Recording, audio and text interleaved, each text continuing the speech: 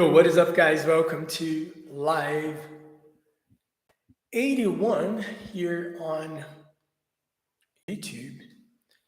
Essa é mais uma live da nossa comunidade. Nós estamos fazendo uma sequência do livro The Mountain Is You, um livro que ainda não existe em português, a tradução dele.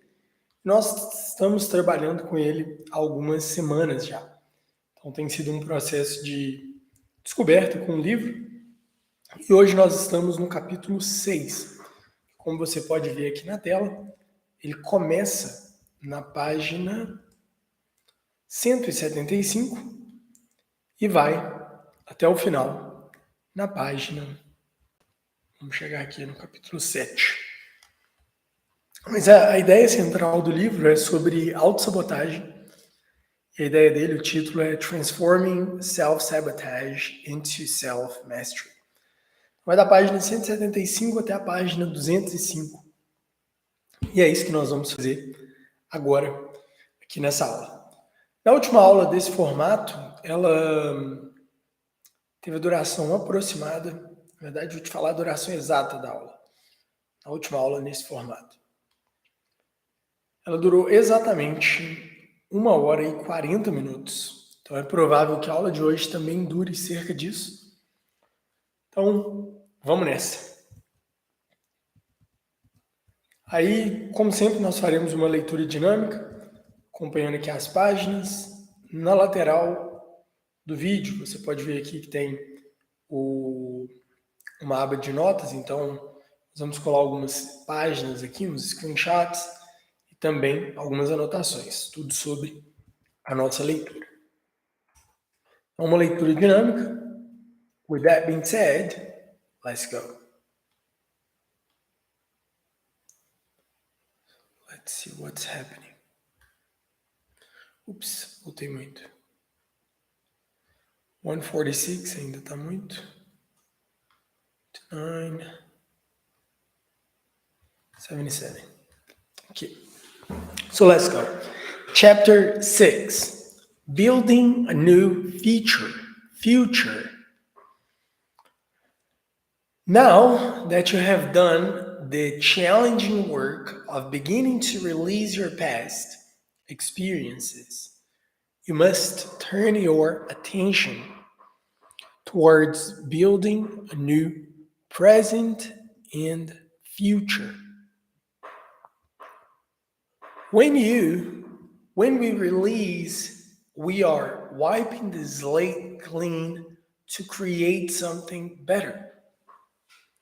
One of the most common pitfalls of people who try but do not succeed is releasing their past. In releasing their past, is that their focus remains on just that, the past. The work now is to envision who you want to be. Connect with the most powerful version of yourself. Design your life through your daily routine and uncover your true purpose for being. Então, basicamente, quando a gente deixa o passado, a gente precisa de focar e criar um futuro. That's how it works. Então, o ponto de foco é esse daqui. Meeting your highest potential future self. A popular tool in psychotherapy is something called InnerChild Work, or the process of imagining and reconnecting with your younger self. In this process, you can offer yourself guidance, even going back to certain traumatizing events and readdressing them with the wisdom you have now. But more often, the process of reconnecting with your inner child is to let them communicate with you. It is how you can rediscover your inherent desires, passions, fears, and feelings.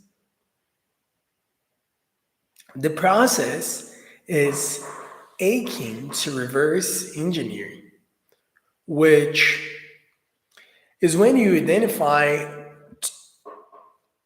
the end goal for your life and then work backwards to see what you need to do each day, week, month, and year to get there. However, it works the opposite way as well. You can use a visualization technique to connect to your highest potential future self. Step one, face the fear first. Sit down in a quiet place with a journal. Make sure you're doing it uh, at a time when you feel relaxed and open to receive guidance. If you go into this fear with fear, you're going to get fear. Next, close your eyes and begin meditation session. Take a few moments to breathe deeply and center yourself. Imagine sitting down at a comfortable table in a well-lit room, somewhere that you're happy and feel at peace. Then invite yourself, invite your future self to come sit with you and talk.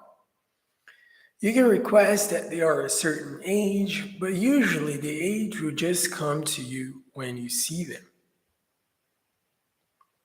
Specifically, ask for the highest possible version of yourself to sit down. If you see anything scary at first, know that it is your fear of what could happen manifesting in your mind, not the truth of what will happen.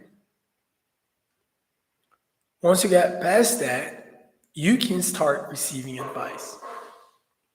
Two, notice how your future notice how your future self looks. Aside from what you imagine, this version of yourself telling you, pay attention to what they look like, how they behave, and what their facial expressions communicate. The point of doing future self work is so that you can merge with this aspect of yourself.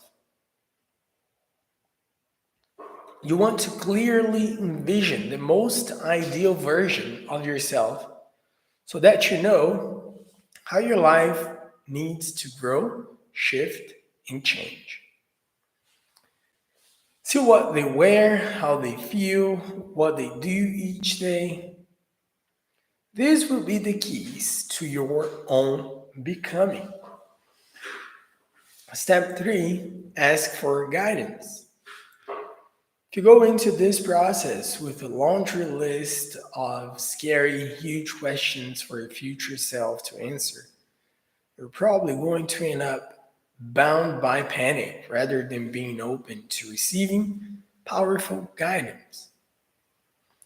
Instead, keep yourself open to whatever this person wants to share with you. The message should be positive, uplifting, affirming, and helpful. Even if they communicate something to you, such as you need to let go of this relationship, it should be done in a way that's so calming and reaffirming that you're confident and at peace with that. Step four, imagine them handing you the keys to your new life. Another powerful exercise using your future self is to imagine yourself now sitting down with yourself 3, 5, or even 7 years ago. It has to be close enough that you can relate to this person, but far enough that you've changed. Imagine sitting down in a space you used to frequent or inhabit. What you're going to do now is hand them the piece of your current life and all the information they will need to go from who they are then to who you are now. You can hand them your car keys, your email account for your job, your bank account, an outfit, or instructions, or what to do in terms of career, relationship, or just day to day habits. You can imagine your future self giving you aspects of your life. Imagine them handing you the keys to the home you live in or your wedding band or anything else that's just part of your highest possible future life. Remember, this process should make you feel calm, affirmed, and more self-assured, not the opposite. Fear is hallucination, a trick of the mind and gut. Your future self can step in and remind you of all that's possible and empower you to live with certainty, clarity, and grace. Releasing your past into the quantum field. When something happens that scares you and then you do not ever get over that fear, you become traumatized. Trauma is the experience of disconnecting with a fundamental source of safety.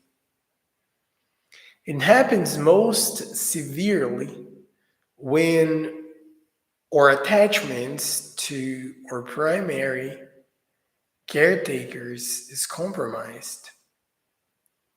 There is a truly an infinite number of ways the world can traumatize you, and to varying degrees.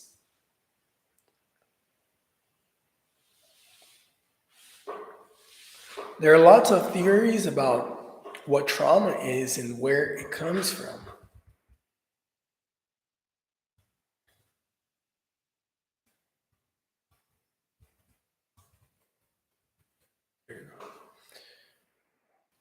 There are lots of theories about what trauma is and where it comes from.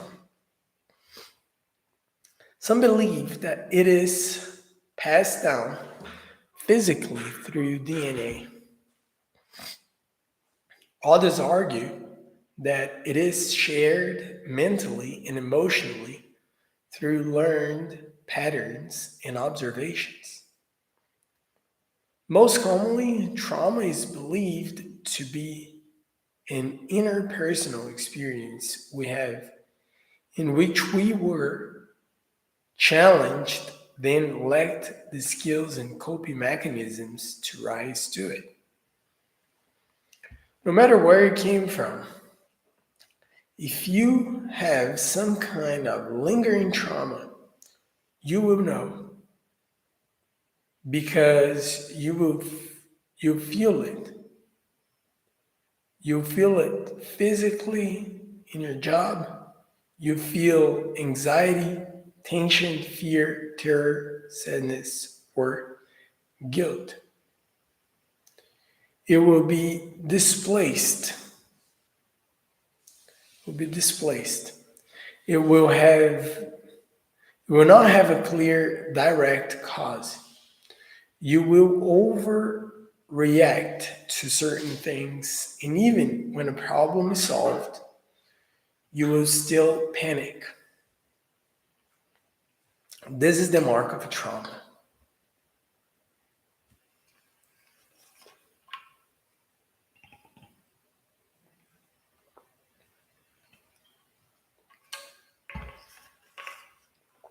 Trauma is not in your head, it is in your body.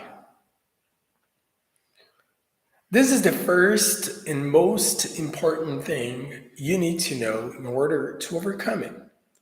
Trauma is a legitimate physical issue. You store those emotions, energy, and patterns at a cellular level.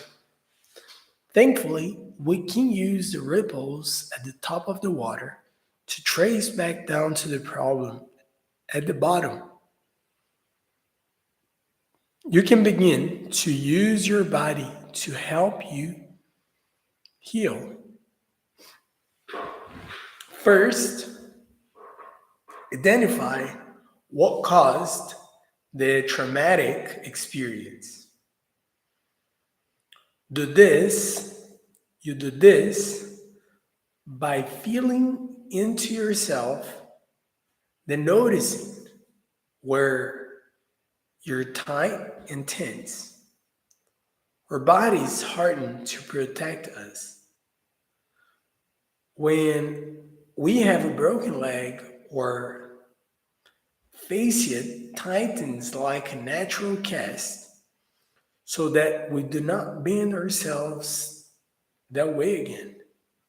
Similarly, when our hearts are broken, our emotions tightens so we do not let ourselves feel again. Of course, eventually we have to walk, we have to love, we have to experience life again. We have to slowly soften the pieces of us that are still trying to protect us so that we can move forward. Healing trauma is not just a matter of psychoanalyzing it. It's a matter of literally working through it physically. The next time you feel yourself overreacting to some kind of stimuli, you will notice that your body is starting to tense up and create a fight response. To heal this, you have to force yourself to take deep, soothing breaths, until the part of your body that was once tense is relaxed again. You will need to soothe in different ways: meditating, drinking enough water, getting enough sleep, using aromatherapy, sound therapy, or whatever else works for you. You absolutely must work to take your brain and body physically out of pain survival mode. Second, reinstate a state of safety. When you are traumatized because something scared you and you are convinced that it is still out to get you, this is what happens when we don't face or overcome something difficult. We assume the threat lingers indefinitely. Okay.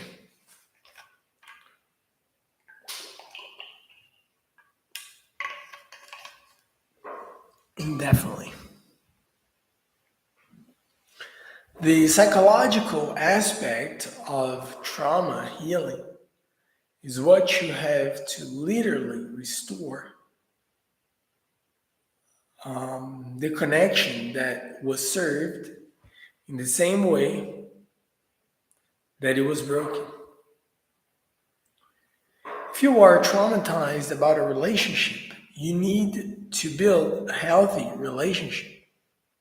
If If you're traumatized about money, you need to get really good with money. If you're traumatized about traveling, you need to travel again. We do not find a resolution in avoiding these things forever. In fact, just underneath the fear, we often find that they're the things we really want more than anything else. Third, stop taking thoughts and feelings at face value. Second.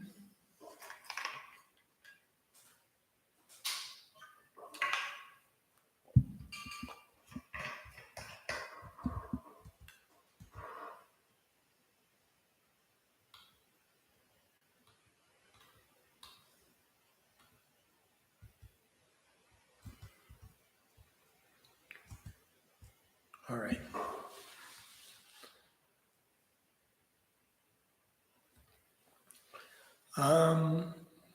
Visit.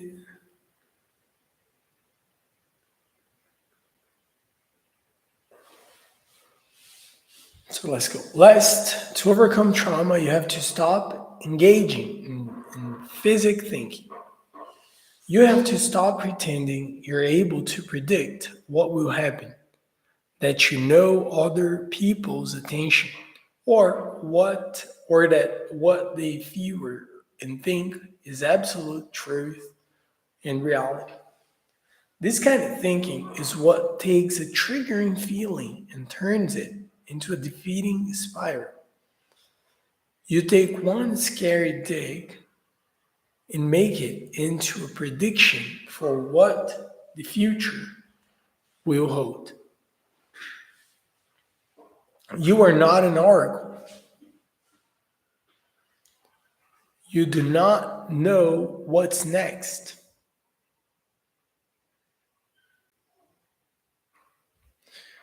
Though you're always capable of choosing what you do now, almost always the things you're most panicked about is a thing you do not know is happening for sure.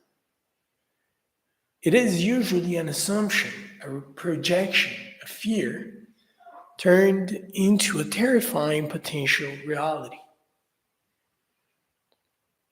You might think that trauma is something that other, more damaged people have, but that is not true. Everyone is traumatized in one way or another, but it is how we respond to it, how we ultimately grow and develop self mastery from it, that determines the course of our lives. Okay. Right. Now we're here. Becoming the most powerful version of yourself. Okay.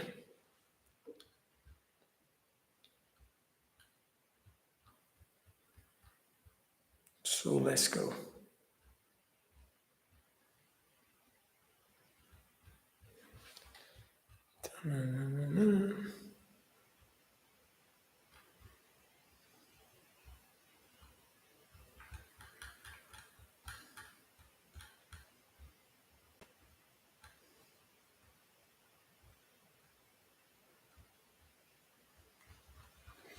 Where is it?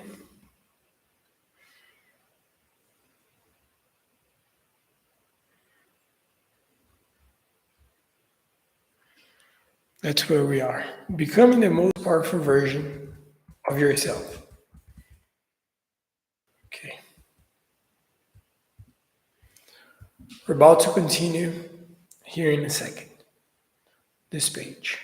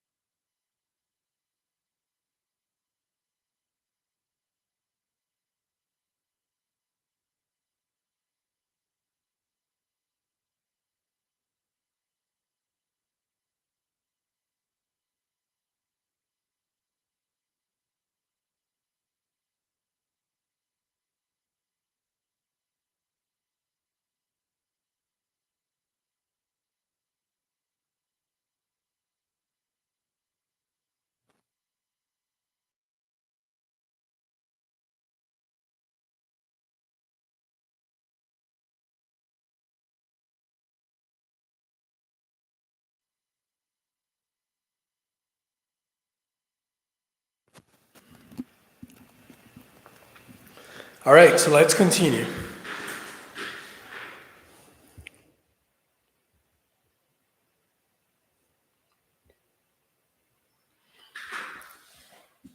Então vamos lá.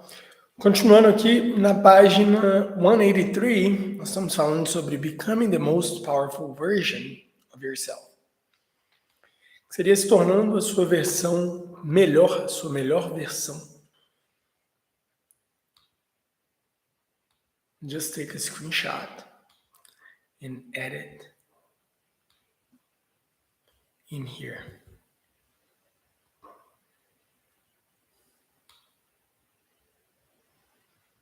Here. No. Tirar um outro screenshot. Melhor do que esse.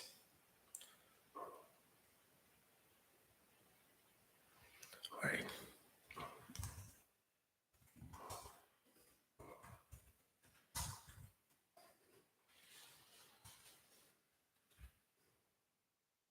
There we go.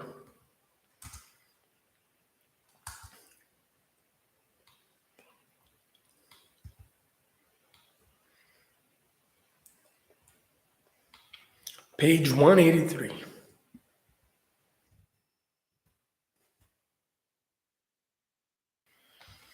Becoming the most powerful version of yourself. Are you being the most powerful version of yourself? That's a good question. Seria assim, você tem sido a sua melhor versão? Most of the time, we're not.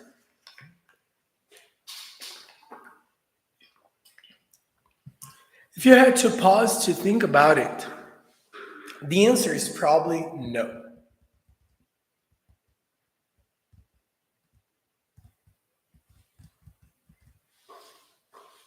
Everybody has different facets of their personality, and we act on them based on the context we're in. It's a social adaptation tool. You are not the same person with your friends as you are with your parents. Moving through these easily is a sign of high psychological function. We are acquainted with the version of ourselves that our current life requires. But we know who we need to be at work, at home, or in love. But we are often unfamiliar with the person we need to be in order to move our lives forward. In InnerChild Work, you visualize your address, your younger self, often down to a specific age, depending on the version, depending on which version of you was traumatized. You communicate with the inner child self, learn from them, protect them, or give them the guidance that they needed when they were young. This proves to be profoundly healing for people, mostly because we do not evolve from past or former selves. We simply grow up upon them. However, this practice can work the opposite way as well. You can also visualize and connect with your future self, the version of you that you're growing into, or the person you know you are meant to be. What would my most powerful self do today? The first step to becoming your most powerful self is to literally envision that person. Don't take yourself out of your current context either. Begin to ask yourself, What would the most powerful version of me do right now? What would they do with this day? How would they respond to this challenge? How would they move forward? What would they think? What would they feel? Your most powerful self needs to be the CEO of your life. It is the person making managerial decisions, governing everything else. This is the editor in chief, the matriarch or patriarch. You're working for your most powerful self. Once you have clear image of what you must, of what your most powerful self is like, you then need to evaluate their habits, traits, and behaviors are actively holding you back from fully embodying that person. Be aware of your weaknesses. Powerful people are not delusional. They do not believe they are perfect all the time at everything. This is not what makes them mentally strong. Instead, powerful people are very aware of their varying strengths and weaknesses. In business, powerful people will often outsource the task at which they are less skilled. In life, powerful people will know what their limits are and what their triggers might be. This allows them to move through their lives with more ease and to give themselves the time and space needed to work on their failures, on their faults. The ability to say to yourself, I know I struggle a lot with this, so I'm going to take my time and work on it, is one of the most powerful things you can do. Be willing to be disliked. Powerful people are not the ones who are most universally liked. They're also the ones uh, vying for others' approval, and that's the key. To be a truly powerful person, you must be willing to be disliked.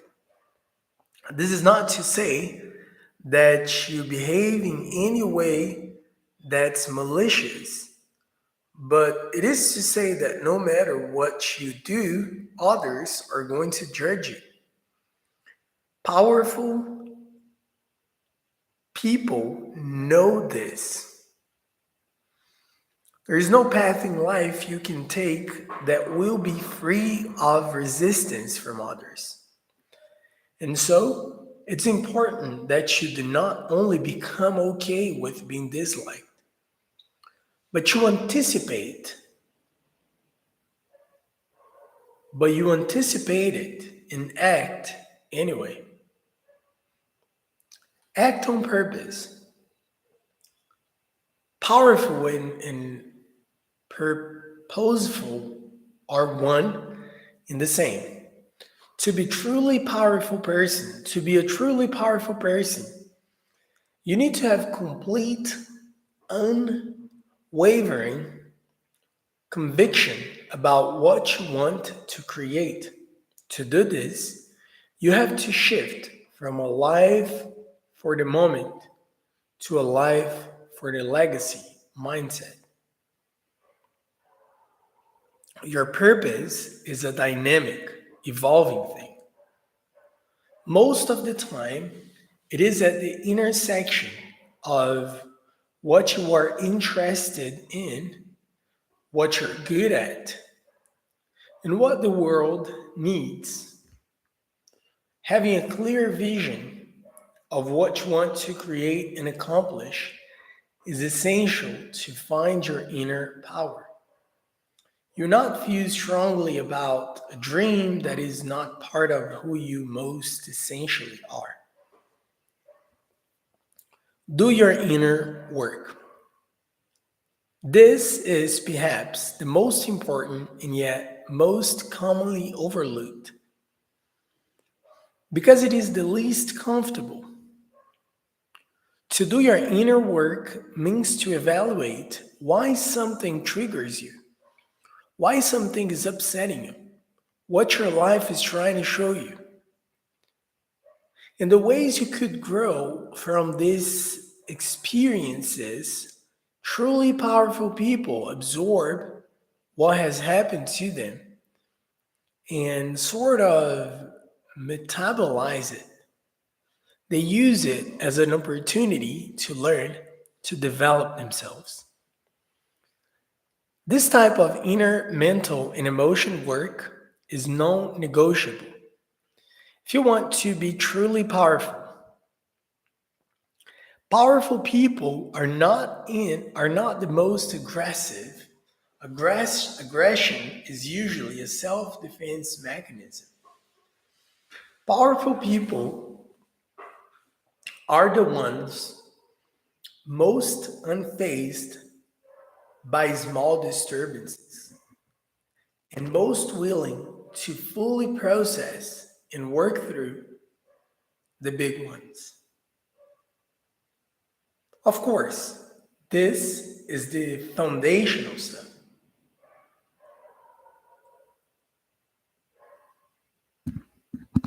One second.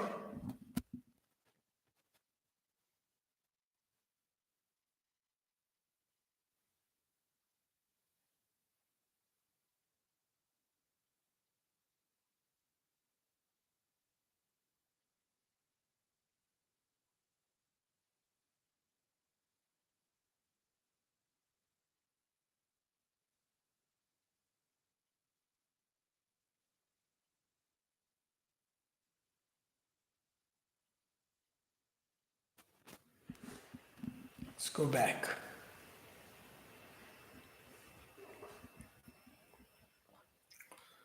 Of course, this is the foundational stuff. Next, you have to work on simplifying your life, talking less about your ambitions and showing more of your accomplishments once they have completed. Gradually make health improvements. Assume that everyone and everything has something to teach you. Become comfortable with vulnerability. As vulnerability precedes almost every significant part of life, and intentionality designs your daily routine.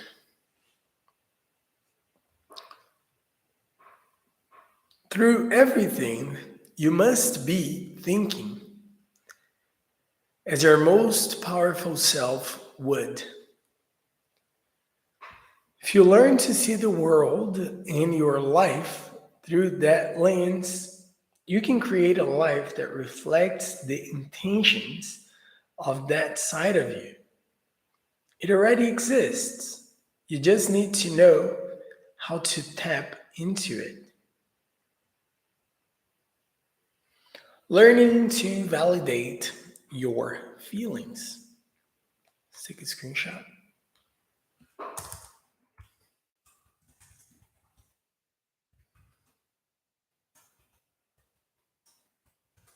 188.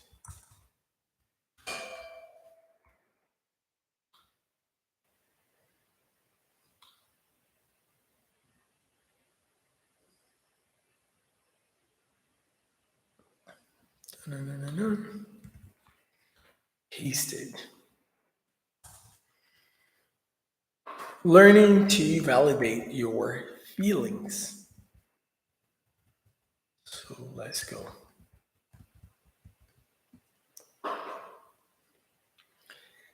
If we want to be effective in therapy, in politics, in relationship, in teaching kids, in talking someone down from the edge, in keeping peace, making friends, fostering connection, in making progress, there is one technique we have to employ first. It's a little secret, but it's one that requires very little effort, but it disarms people. It opens them, makes them receptive, willing to listen and adapt. It is healing. It is mind altering. But most importantly, it is the first step to progress. It is emotional validation. Validating someone's feelings doesn't mean you agree with them. It doesn't mean you concede that they're correct. It doesn't mean that those feelings are the healthiest. It doesn't mean they are informed by logic. Validating feelings does not mean you make them more true. It means you remind someone that it is human to feel things they don't always understand. How often do we just need a partner to stop trying to strategize and just say, that must really suck? How much of a weight is lifted off of our shoulders when we think, yes, I'm really stressed right now and I deserve to be? How light do we feel when we see another person's story splayed out across the screen? One that we can relate to and understand, no matter how devastating it is. How much better do we feel when we simply allow ourselves to be aggrieved and pissed off and irrationally mad? When we let ourselves have it, the feeling that is, something incredible happens. We no longer have to take it out on other people because we are no longer relying on their validation to get us through it. We can be aggrieved and pissed and mad and do our own processing without hurting anyone else. When people are crying out or acting out in their lives, they're just asking for help. They're most often just asking for someone to affirm that it is okay to feel the way they do. And if they have to inflate and exaggerate circumstances for you to truly feel the weight and impact that they do, they'll do it. They'll do whatever it takes to get someone else to say, I'm sorry for what you're going through. This is not because they are incompetent or dumb.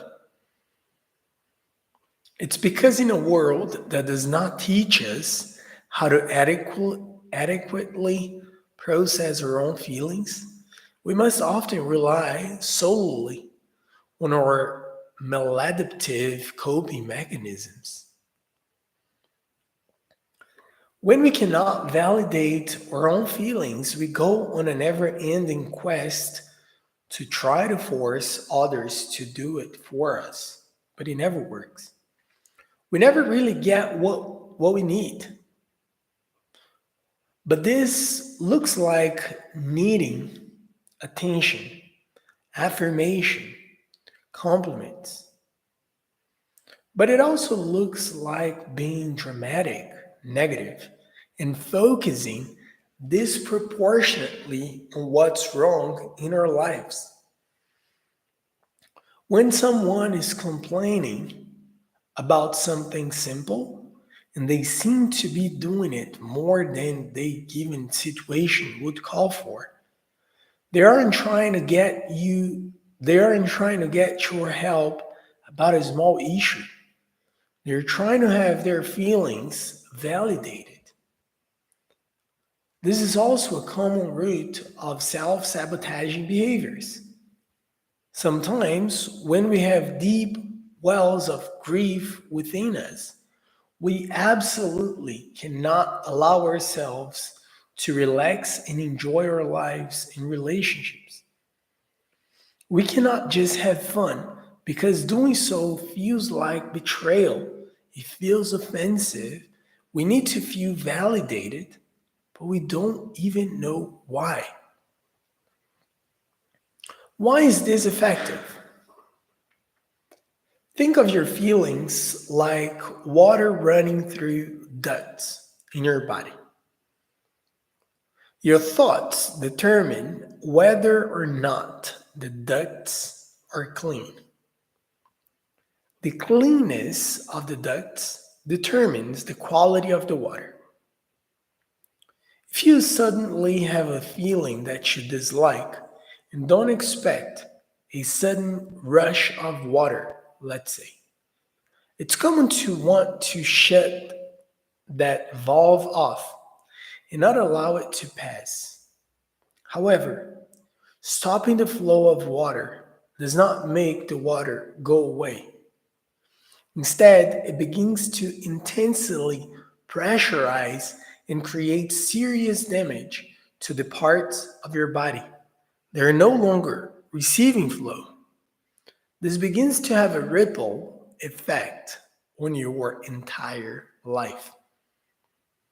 Sometimes the water disperses itself gradually.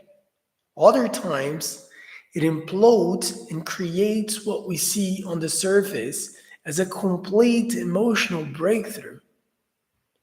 When all of the water finally comes through and we grieve and cry and fall apart, we're going through a process of being reset.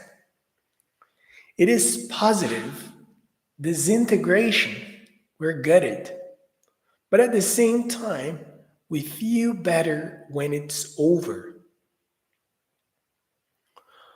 All that happened in a all that happened in that implosion was that your feelings became validated when you gave yourself permission to feel them because you had no other choice. This is what we do in therapy. This is what we do when we vent. This is what happens when we experience a catharsis, a sad movie that we kind of enjoy being sad about allows us to feel sad in a world that otherwise does not.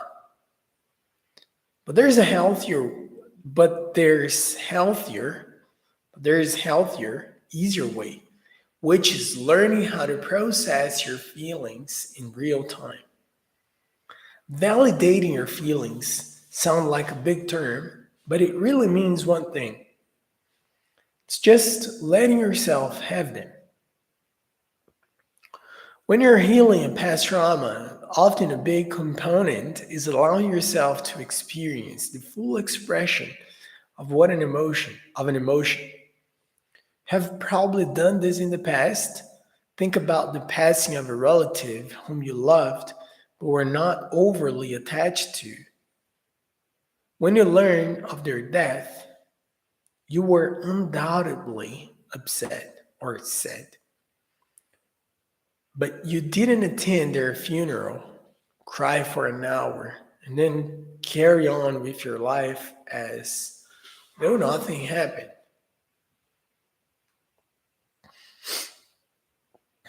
Instead, you probably experienced a bout of sadness then. And then maybe the next day, and then maybe a week later, the waves of grief came and went. Um,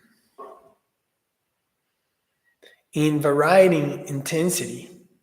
When you didn't resist them, you cried and you felt sad, or maybe took a nap, a hot bath, or a day off from work. And then, without much effort from you, the feeling passed and you felt better. Once we have and acknowledge an emotion, it will often go away on its own. There is no curse of action to take. If all we really need to do is to accept it, then we just have to let others be there. The reason we don't do this more naturally is because obviously we can't burst into tears at our desk every time we feel bothered by something. Turning off the water valve is perfectly fine as long as we can go home and let it out there and let it out later. It is okay to control when and where we process, and in fact, it's better when we learn to do it in a more stable, safe place, safe space. This can look like taking a few minutes to junk journal each day, depending on spending time by ourselves where we can simply experience how we feel without judgment and without trying to change them. It can be as simple as allowing yourselves to cry before we fall asleep and often think of that as a sign of weakness, when really the ability to cry freely is a huge signal of mental and emotional strength.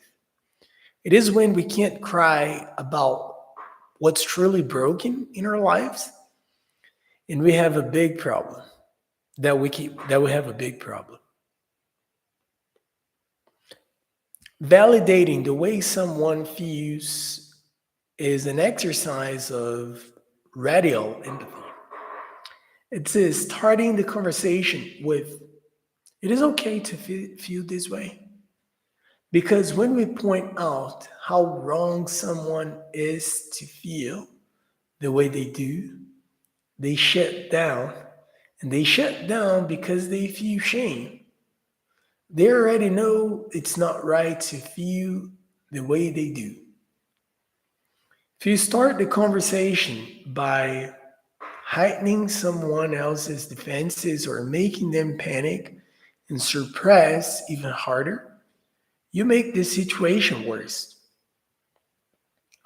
But if you start with reminding them that anyone in their situation would probably feel similarly to how they do right now, and that it's very possible that they can have stronger, overwhelming emotions that don't necessarily mean their lives are completely ruined, and that it is okay to feel devastated when devastating things are before us.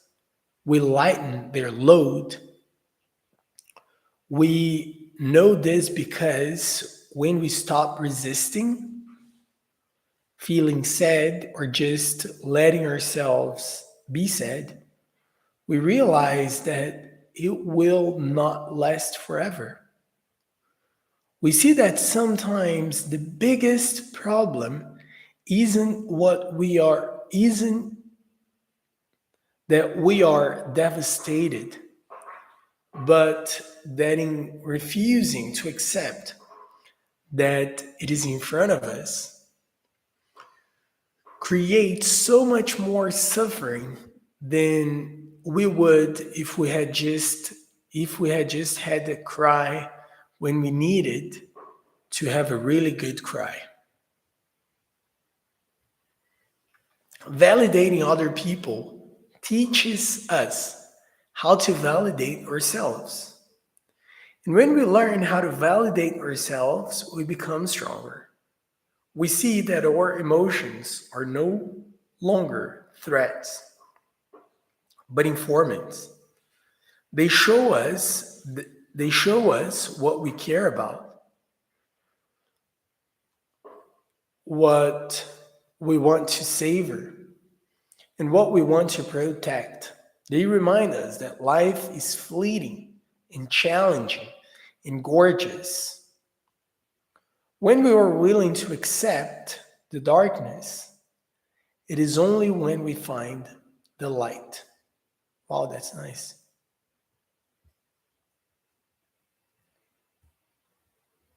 So this is pretty cool. Um,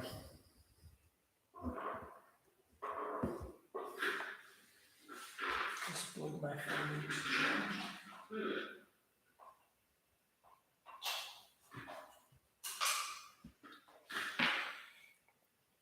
All right, so we're moving forward to the very last part in this.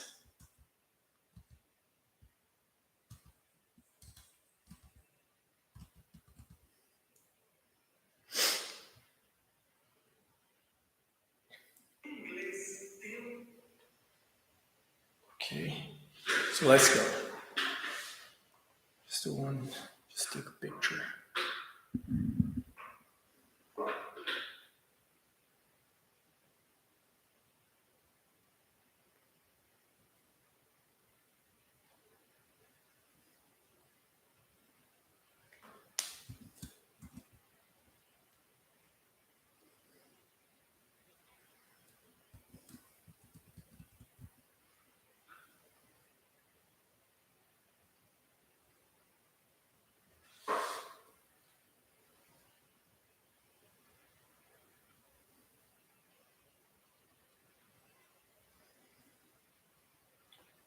So let's move forward.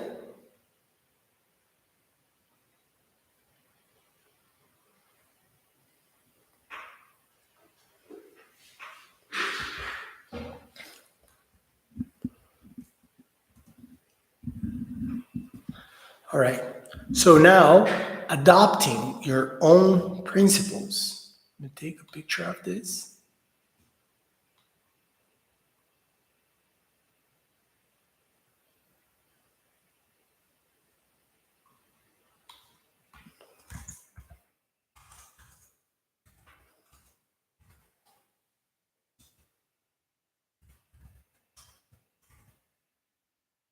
So page 194.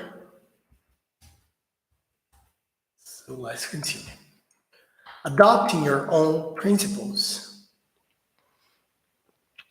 If you feel lost or as though you don't know where you want your life to go next, or worse, fear that everything you have built could come crashing down and you don't need more inspiration. You could need more positive thinking. When you have more money problems, you need money principles. When you have relationship problems, you need relationship principles. When you have work problems, you need work principles. When you have life problems, you need life principles. More money does not solve money problems. Different relationships do not solve relationship problems. New work does not solve work problems. Your future life will not solve your life problems. This is because money does not make you good with money. Love does not make you good, does not make you love yourself. Relationship don't make us good at relationships. Work doesn't make you good at your job or capable of work-life balance. Problems don't inherently make you a stronger person unless you change and adapt. The variable here is you.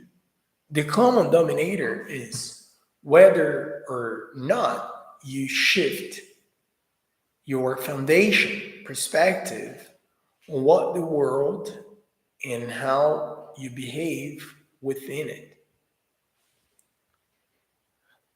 Let's be very clear. Someone who made $500,000 can be as seriously as in debt and struggling as someone who makes $50,000. And in fact, this perhaps more often than you would ever think. People who make less money are required to learn how to manage it better. And people who make more think they can chew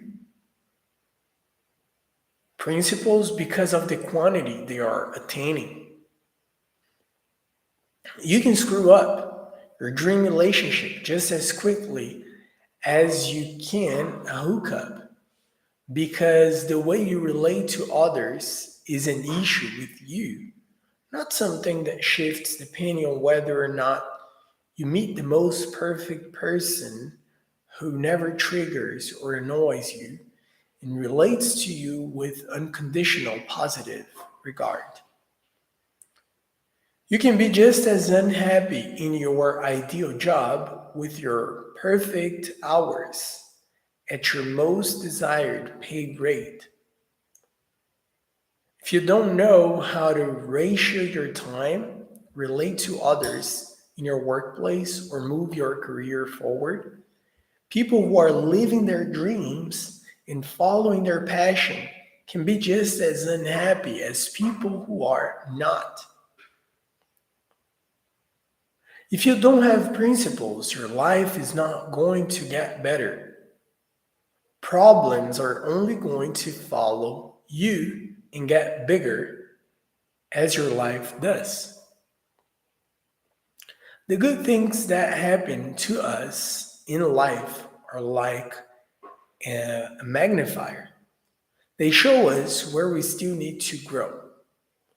True love shows us to ourselves. Money shows us to ourselves. Dream jobs show us to ourselves. The good, the bad, the desperately needs to change right now. If you don't have principles now, you won't have them later. If you don't have the money principles of living beneath your means, you won't be able to do it when you have more money.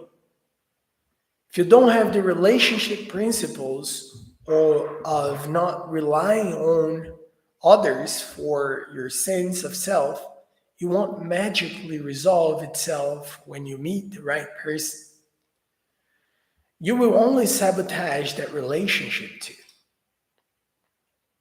But what is a principle, right? A principle is a fundamental truth that can be used to blind the foundation of your life. The foundation of your life. A principle is not an opinion or a belief. A principle is a matter of cause and effect. Principles can be personal guidelines. Some examples of money principles are the following. Keep overhead costs low. Get out and stay out of debt. Live beneath your means. Or save for a rainy day. Many financial experts advocate prioritizing debt repayment as a beginning of financial health.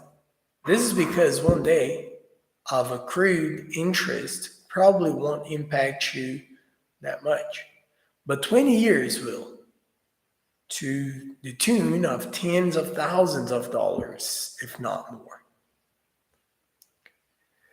In the same way, one day of gained interest in investments won't make a big difference, but 20 years will, to have an even more significant margin. The point of having principles is that it shifts you from short-term survival to long-term thriving. Most things in our lives are governed by principles. Stephen Covey explains this well. Principles are a natural law like gravity. It's different than a value. Values are subjective. Principles are objective. We control our actions, but the consequences that flow from those actions are controlled by the principles, he says. This means that if we're committed to the principle of eating good food each day, we will inevitably reap the benefits of better or improved health. If we write a sentence each day for many, many years, we will inevitably write a larger piece of work. If we commit to paying off a portion of our debts each month, we will inevitably clear our balance. If we invest consistently and wisely, we will eventually see a return. Our lives are governed by principles, as Benjamin Hardy explains. Most people cram for tests while in college, but can you cram if you're a farmer? Can you forget to plant in the spring, slack off all summer, and then work hard during the fall? Of course not. A farm is a natural system governed by principles. So are you. So are you, yeah. The law of the harvest is always in effect. When you plant, you must harvest. Furthermore, when you plant consistently over time, eventually yields a compounded or exponential harvest. You often don't experience the consequence of your actions immediately, which can be deceiving. If you smoked one cigarette, you probably wouldn't get cancer. If you spent $10 on coffee just one day, it probably wouldn't affect your financial life. However, over time, these habits have drastic outcomes. Turns out that $10 daily over 50 years at 5% compounding interest becomes $816 million. Wow. When you make an investment, you don't expect to see a return that day. In the same way, you can go to sleep feeling accomplished, knowing that you chipped away at your future just by adhering to your principles. Little things done repeatedly over time become the big thing. What is inspirational and effective here? Inspiration can be misleading. Big dreams not backed by strategic plans are big flops waiting to happen. Inspiration means you take a feeling and elaborate on it. You allow your mind to wander. You piece together pretty pictures to create an image of how you'd like your life to feel. Principles are boring. They aren't inspiring. They're the laws of nature. Principles are not immediately gratifying. They do not make us feel better right away. That's why we often reach for inspiration, but find it to be ineffective. This is because we get our minds and hearts set on a vague idea of what we think we want without ever really evaluating whether or not we want to engage in the daily work and effort it would take to get there. When we don't pair inspiration with the principles it takes to achieve those dreams, we become more lost and disappointed than ever before.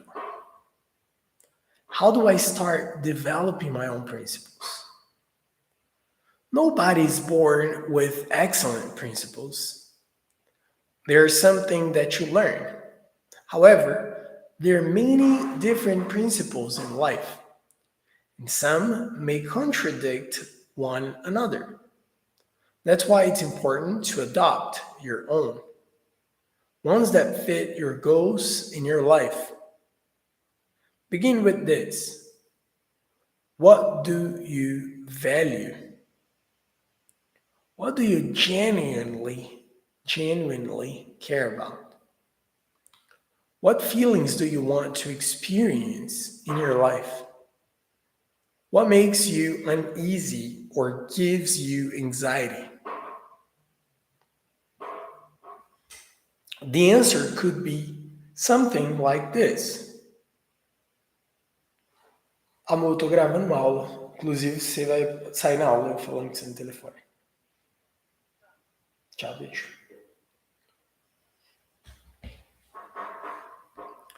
I value relationships, and so, by principle, I'm going to prioritize them when given the opportunity.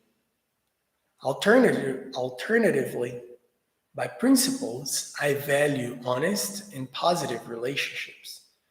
So I'm not going to be dating limbo anymore unless someone commits within a reasonable amount of time. I will regard their hesitation as a no.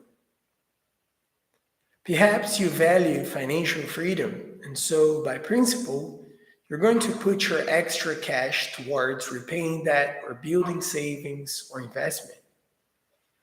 Perhaps you value travel and freedom, so by principle, you're going to start working for yourself and always prioritize being able to work remotely or make your own schedule. When you're clear on what your principles are, you can build your life from a genuine, healthy place. You can start working towards goals that support what you do and do not want to experience. That will make you the calmest and happiest version of yourself. A good life is built from the inside out, and it's based on a foundation of self-conduct and prioritization. It's not as dreamy as a vision board, but it's a lot more effective. Finding your true purpose. Let's get it. So, finding your true purpose. Page 201.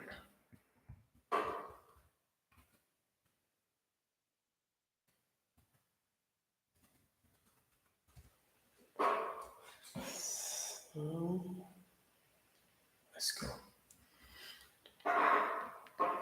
When you live in a world that is constantly telling you to follow your heart, trust your gut, quit your day job, and do what you love, it can be disheartening when you don't know where to start.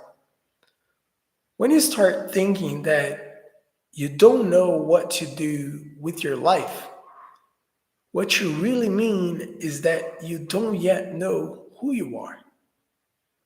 Finding your purpose is not necessarily about realizing that you're destined to live in a monastery or devote your life to a singular vocation or goal. Your purpose is not one job, it's not one relationship, it's not even one career field.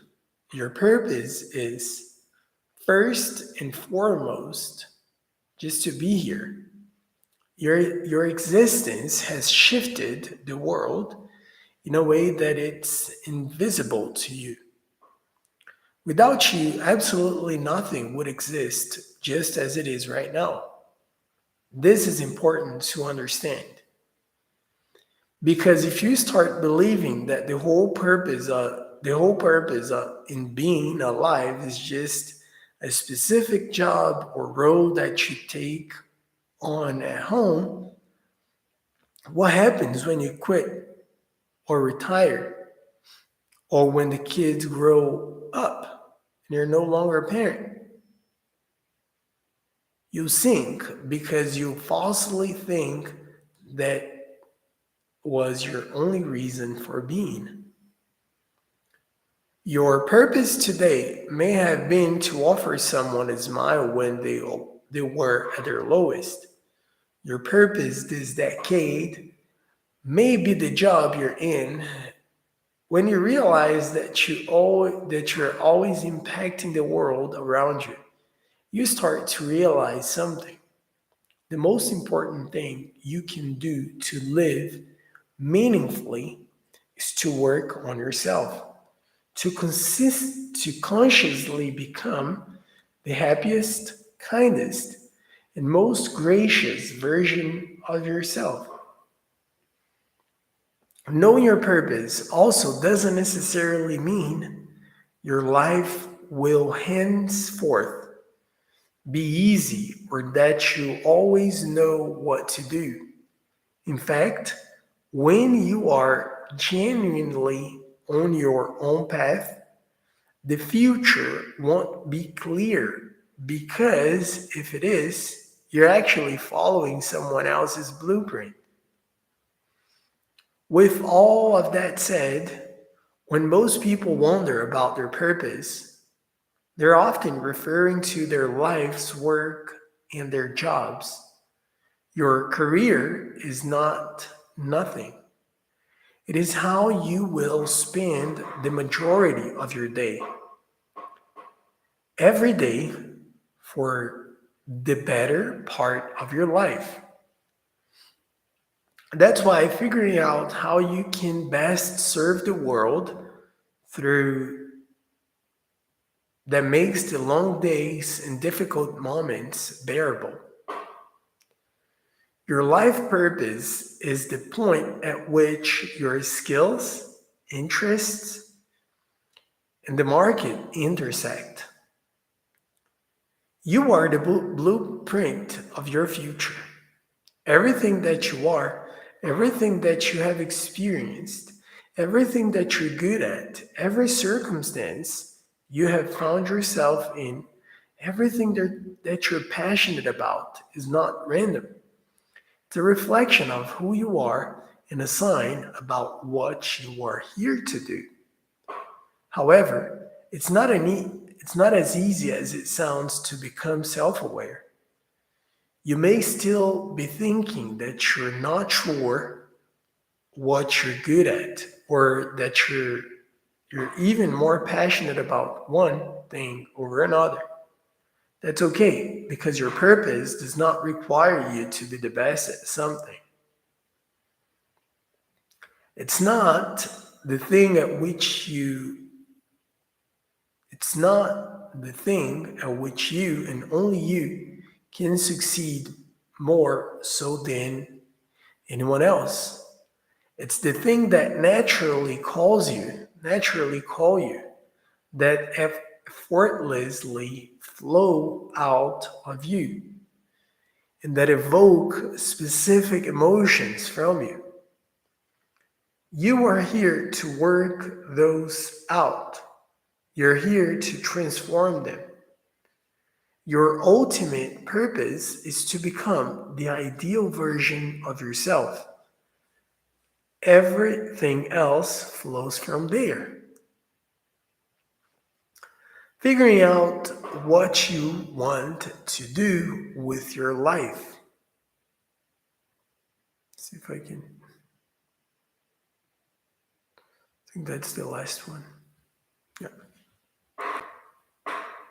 That's page 203. That's fine. So figuring out what you want to do with your life.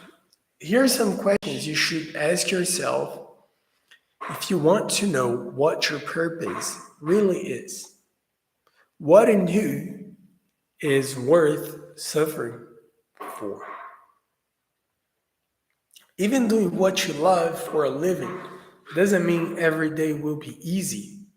Everything comes with its own set of challenges. So the question is really, what are you willing to work for? What are you willing to be comfortable for? Close your eyes and imagine the best version of yourself. What is that person like? The best possible version of yourself The most loving, kind, productive, and self-aware version is who you really are. Everything else is a byproduct, a coping mechanism you've developed and picked up from others, from other people. If social media didn't exist, what would you do with your life? It's a good question. If you knew that you wouldn't be able to show off, impress, and even share what